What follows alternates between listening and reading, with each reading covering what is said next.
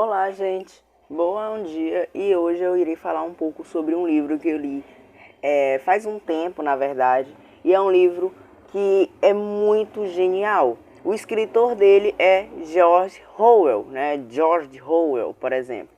E esse livro se chama aqui Revolução dos Bichos. Está ao contrário aqui porque realmente é a câmera.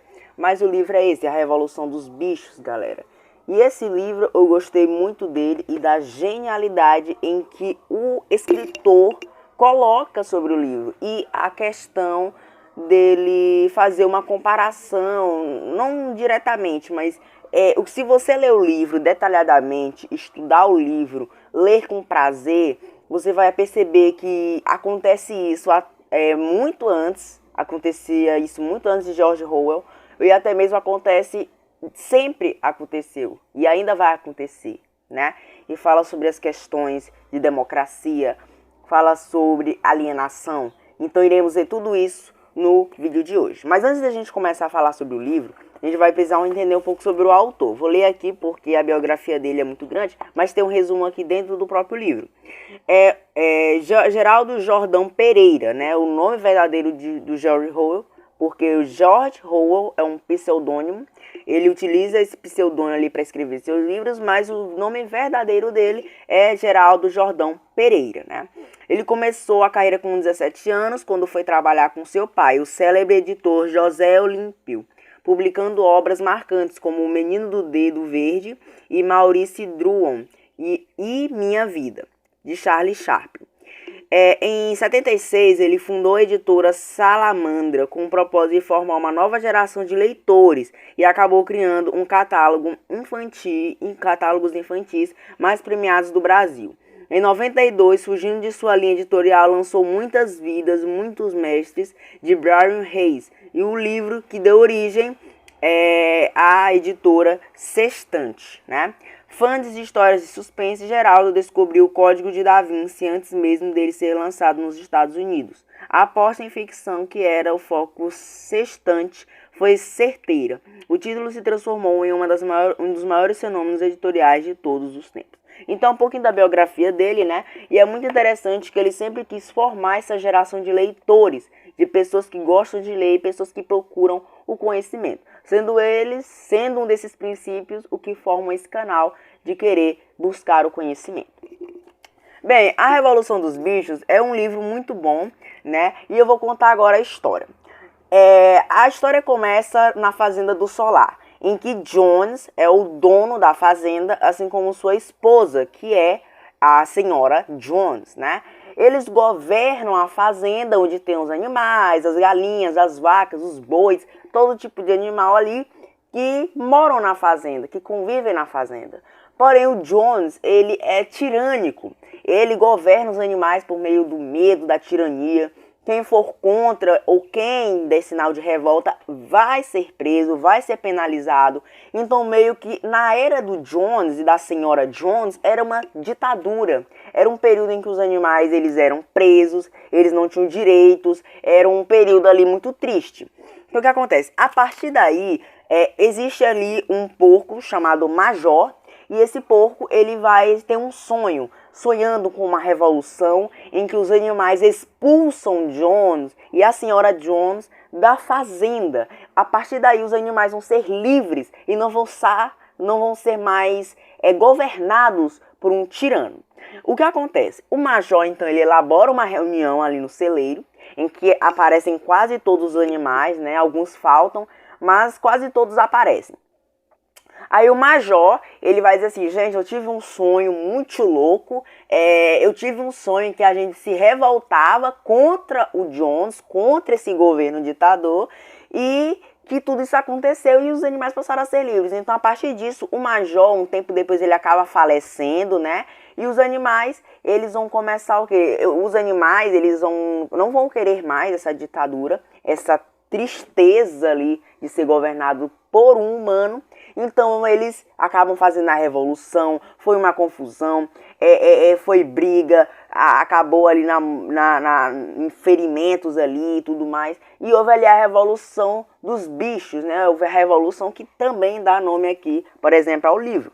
Então com essa revolução, com essa, vamos supor, essa guerra civil, entre aspas, os animais acabam expulsando os humanos ali da fazenda. Então o que acontece? A partir desse discurso que o Major fez, né, que é contra a tirania dos humanos ali na fazenda, os animais vão se revoltar e tudo mais, e a partir daí, quem começa a controlar os próprios animais são eles mesmos. Só que aí, gente, para não ficar bagunçado, existe ali a questão da administração, né? Existe também ali de governantes que administram todo o local. Existe os porcos. Os porcos agora que irão administrar o local, que irão governar aquele país, vamos dizer assim, entre aspas, gente, país independente agora, que está independente agora dos seus governadores, tiranos e tudo mais, que era o próprio Jones. Aí o que acontece? Os porcos agora, eles dominam a área.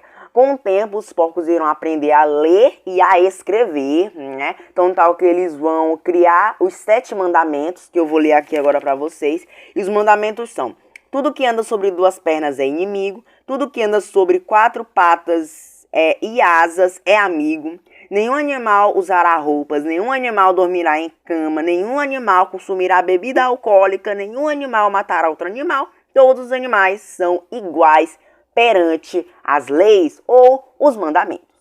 Só que aí, gente, é contraditório. Esse é o bom do livro, é a contradição teórica que o próprio livro se contradiz.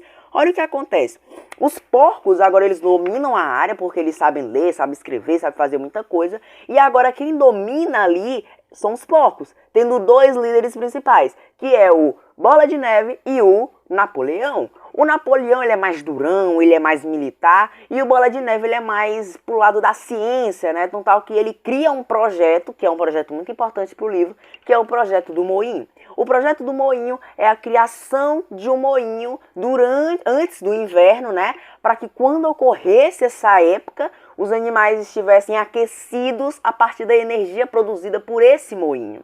Mas o Bola de Neve e o Napoleão, mesmo sendo do mesmo grupo, do mesmo tipo ali de raça, eles começam a ter opiniões divergentes. Um discorda do outro, um briga com o outro. Às vezes eles faziam reuniões ali uma vez por semana, e nessas reuniões acabava tendo um debate em que um saía vitorioso, o outro não. Aí se brigavam ali e faziam todo tipo de maracutaia. E ali nessas confusões, o Napoleão ele vai adotar uns filhotes ali de uma cachorra que tinha ali se reproduzido, e ele vai pegar esses filhotes e ele vai adotá-los, ele vai acabar educando esses filhotes. E futuramente esses filhotes vão ser os militares ali da época. Olha, gente, vou já falar um pouco sobre isso. E esses militares acabam... E o Napoleão, ele vê, não, agora eu tenho poder, agora eu tenho os cachorros, né, que eu criei a vida toda, eles vão me obedecer sem questionar.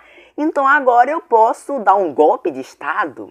Então Napoleão pega isso, pega a teoria e bota na prática. Ele expulsa o Bola de Neve, ele faz com que toda a fazenda odeie o Bola de Neve, entendeu? Então toda a fazenda agora, ele também criou uma lei dizendo que o Bola de Neve está proibido aqui nessa fazenda. E também surgiu um mito de tudo aquilo que acontecia de ruim na fazenda era culpa do Bola de Neve. Então tal que quando o moinho é destruído umas 3, 4 vezes ali, tudo é culpa do Bola de Neve, que ele está ali contracenando, está ali fazendo ali planos para destruir e tornar a vida dos animais difíceis ali na fazenda. Sendo que às vezes os próprios animais criavam a própria situação ruim que eles estavam. Então o que acontece? Durante a questão, tem um personagem que se destaca, que é o próprio lutador. O lutador ele é um cavalo muito dedicado, acaba se dedicando muito, trabalha pra caramba, um dia após o outro ele se dedica ainda mais. Então, na construção do moinho ele trabalhava dia e noite, sem descanso. Ele acabava se sobrecarregando e eventualmente ele vai desenvolver uma doença devido a esses trabalhos muito braçais, né? Que eram ali feitos entre os animais que não sabiam ler nem escrever. E esses trabalhos braçais vão acabar adoecendo ele, entendeu? E vai acabar dando isso, ele vai ser enviado para um matador. E quem se é contra ali a lei é morto. Muito obrigado.